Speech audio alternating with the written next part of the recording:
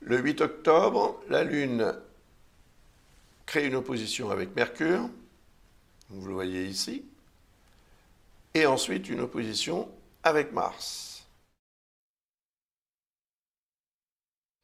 Donc, ce jour-là, à partir de cette heure-là, mais bon, ça va durer un peu plus, parce que entre Mercure et Mars, il y a quand même ici 8 degrés, un peu plus de 8 degrés. Ça correspond à 16 heures.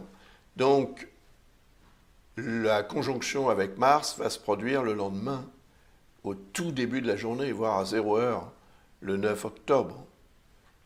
Et après, la Lune va produire une opposition avec Lilith. Donc, regardons ce thème, Mars puis Lilith.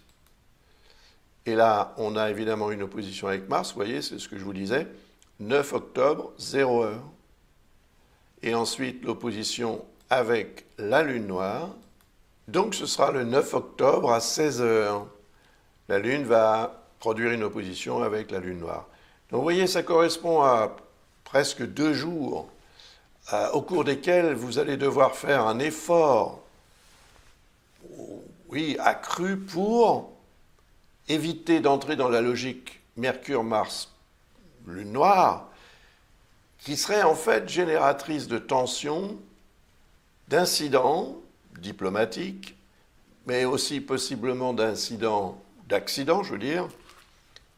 Et si vous conduisez, vous serez motivé, je le serai aussi d'ailleurs, ça va nous concerner tous, différemment, selon la vie de tout un chacun et le degré de capacité de gestion de ce genre de configuration, parfois un peu compliqué, il faut bien le dire.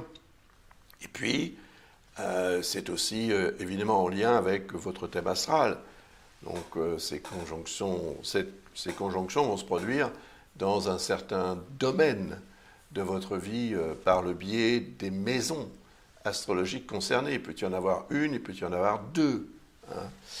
Voilà, donc c'est important de le dire et de le savoir pour que vous puissiez vous préparer, sachant que le 8 et le 9, vous serez quand même marqués par cette énergie, Mercure-Mars, l'impatience, la réactivité excessive, le côté un peu colérique aussi de la personne, le côté trop pressé, qui peut évidemment déboucher sur des erreurs et des incidents de parcours. Donc attention, ces 2 jours-là sont quand même des jours au cours desquels des erreurs peuvent être commises et avoir des conséquences pas forcément très agréables.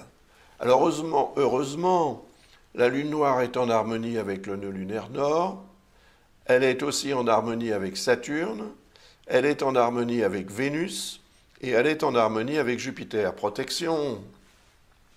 On peut dire que Jupiter, en fait, veille sur ces 3-là, puisque Jupiter dans un signe d'eau est en harmonie avec tout ce qu'il y a dans un autre signe d'eau, et dans l'autre signe d'eau, le 3e, il y a Saturne et le nœud nord.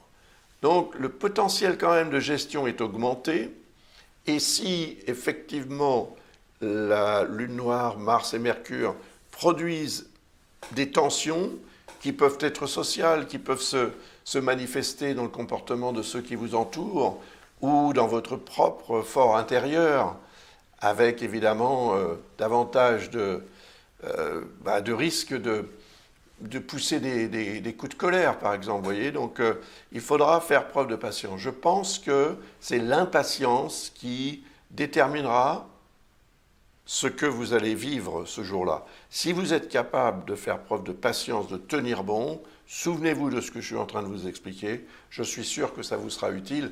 Car si vous réussissez à gérer ces 3 énergies, elles vont vous être extrêmement utiles et favorables pour vous imposer, pour dire ce que vous aurez à dire et pour lever le voile aussi sur certaines zones d'ombre qui, sinon, pourraient continuer de produire des perturbations chroniques dans votre vie. Alors ensuite, la Lune va atteindre Uranus. Eh oui, c'est comme